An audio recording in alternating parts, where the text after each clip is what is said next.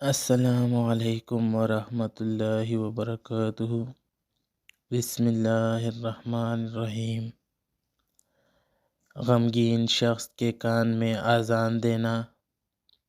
حضرت علی رضی اللہ عنہ فرماتے ہیں کہ رسول اللہ صلی اللہ علیہ وآلہ وسلم نے مجھے غمگین دیکھ کر فرمایا، ابن ابی طالب، میں تمہیں غمگین دیکھ رہا ہوں۔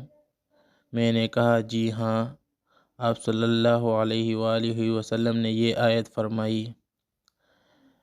آیت سے پہلے اگر آپ نے ہمارے چینل کو سبسکرائب نہیں کیا ہے تو سبسکرائب کا بٹن دبا لیں اور بیل آئیکن کو آل پہ کر دیں تاکہ ہماری ویڈیو آپ تک سب سے پہلے پہنچ سکے۔ وہ آیت یہ ہے، فَمُرْ بَعْضُ أَهْلِكَ يُؤَذِّنُ فِي أُذُنِكَ فَإِنَّهُ دَوَاءٌ لِلْهَمِّ۔ فَمُرْ بَعْضُ أَهْلِكَ يُؤَذِّنُ فِي أُذُنِكَ فَإِنَّهُ دَوَاءٌ لِلْهَمِّ۔ حضرت علی رضی اللہ عنہ فرماتے ہیں کہ میں نے یہ عمل کیا تو میرا غم دور ہو گیا۔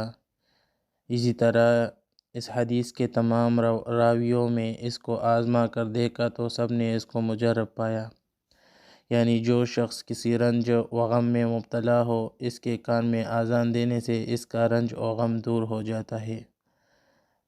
اب بھی یہ کلمات پڑھ کر کسی غم زدہ بندے کے کان میں اذان کرے تو آپ کو بڑا ہی فائدہ مند نظر آ جائے گا۔